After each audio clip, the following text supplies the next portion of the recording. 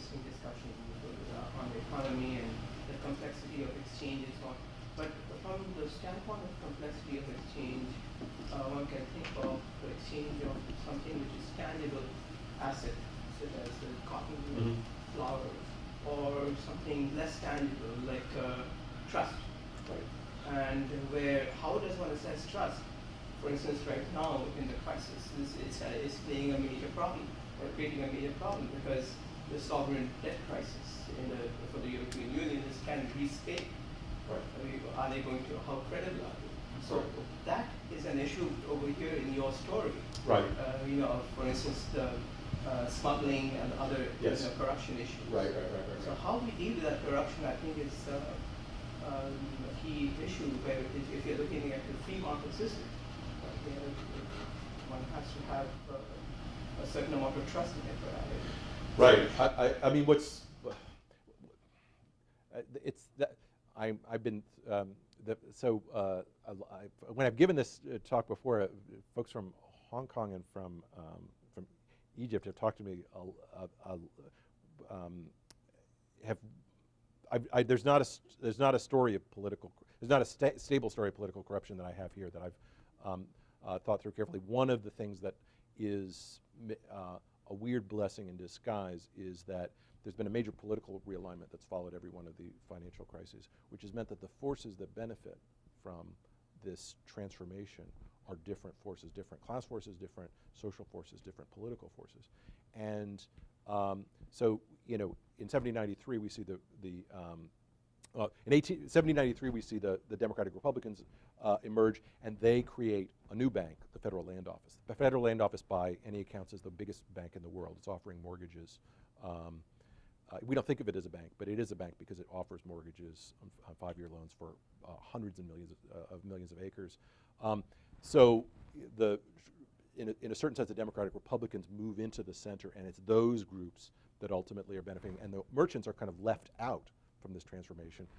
The 1837 crisis shifts power, both economic power and political power, away from, by and large, the Democrats and towards the Whigs. 1857 shifts it back towards the Republicans. There's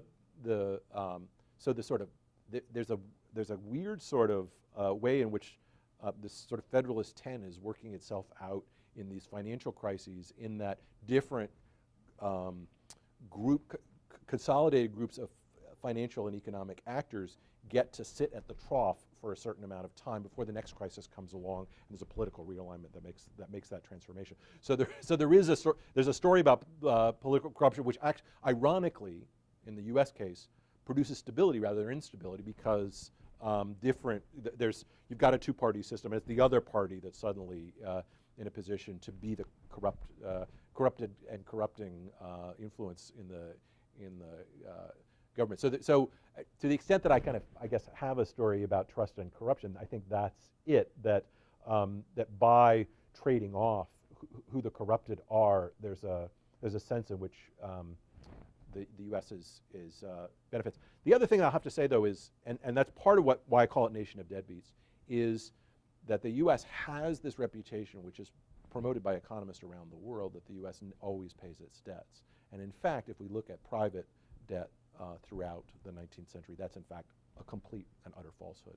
And so, it's a way in which American economists sort of trade on and create a kind of global brand, which is American trust, which is, I think, a total misnomer. That in fact, European capitalists have been burned again and again by Americans' inability and unwillingness to pay debts that they've contracted. And there's a sort of story, a racialized story about who pays and who doesn't, which makes the U.S. into the kind of paragon of virtue. And I think that's also problematic. So I guess those are the kind of things I think about trust in that. Yeah. I think the current economy is globalized and interconnected in a very powerful way. Yes. And that creates a whole variety of stakeholders and interests. And it becomes a complex exercise in conflict resolution. It does. I think one of the things that I'm trying to do in this book, though, is to point out that that at least from 1793, it's always been an international exercise, and that the way in which American historians have tended to talk about it, they've tended to talk about American strength after 1793 without pointing out that you know, there's a revolution in France which is spreading across Europe, and there's a revolution in Haiti, which is the best paying investment in the Caribbean, with Santo Domingo, which is becoming Haiti.